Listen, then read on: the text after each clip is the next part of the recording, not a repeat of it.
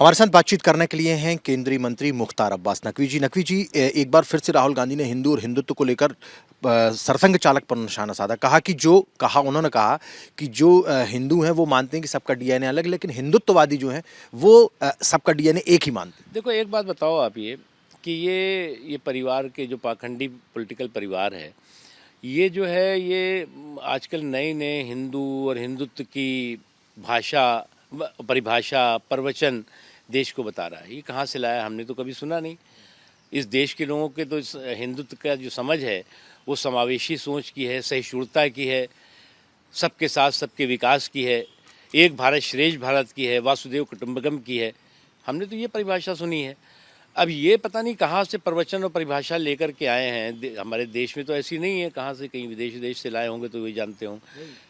प्रियंका जी भी कह रही हैं कि हम लोग समझाने की कोशिश कर रहे हैं कि दोनों शब्द अलग हैं और दोनों का मतलब अलग अब है। ऐसा है ना, ये प्रवचन की दुकानें ये अपनी जो चला रहे हैं, ये हिंदुत्व को बदनाम करने के लिए चला रहे हैं या हिंदुत्व की परिभाषा सिखाने के लिए चला रहे हैं, मुझे समझ में नहीं आ रहा है। ओवैसी ने भी उन पर कहा कि उनके पिताजी जो हैं उन्होंने बाबरी मस्जिद तोड़वाई थी, ताले खुलवाए थे, अब ये हिंदुत्व समझाएंगे। देखो, ओवैसी साहब हों या जो ये परिवार के पॉलिटिकल पाखंडी परिवार हो, ये आपस में जो है वो प्रतिस्पर्धा चलती रहती है, चलने दीजिए इनकी।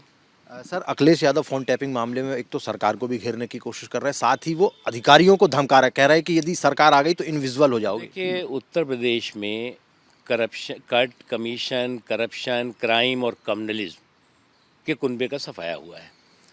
और जब कट कमीशन, करप्शन, क्राइम के कुनबे का सफाया हो तो इसी तरह की बौखलाहट और बेबुनियाद और बेसुरे बयान सुनाई पड़ते हैं। और एक बात अच्छी तरह समझना चाहिए कि ये कट कमीशन, करप्शन, क्राइम और कम्युनलिज्म का जो कुनबा है, अब उत्तर प्रदेश में कभी नहीं आएगा, क्योंकि उत्तर प्रदेश के लोग उन लोगों से बहुत ज़्यादा परेशान रहे हैं, उन लोगों से बहुत ज़्यादा असुरक्षित रहे हैं जो कि क्राइम के माध्यम से, करप्शन के माध्यम से, कम्युनलिज्म के माध्यम से लोगों को जो है वो परेशान करते रहे। इसलिए शांति और सुरक्षा का माहौल उत्तर प्रदेश में है और वो रहेगा।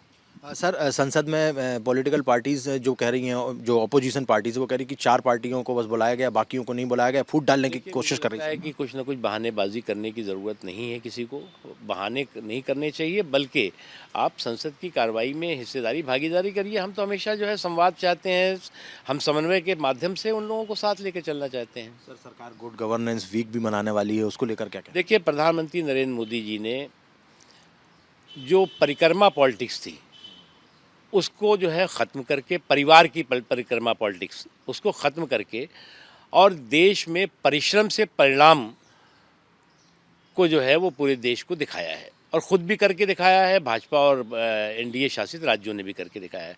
इसलिए गुड गवर्नेंस हमारे लिए जो है वो संकल्प भी है, सिद्धांत भी है।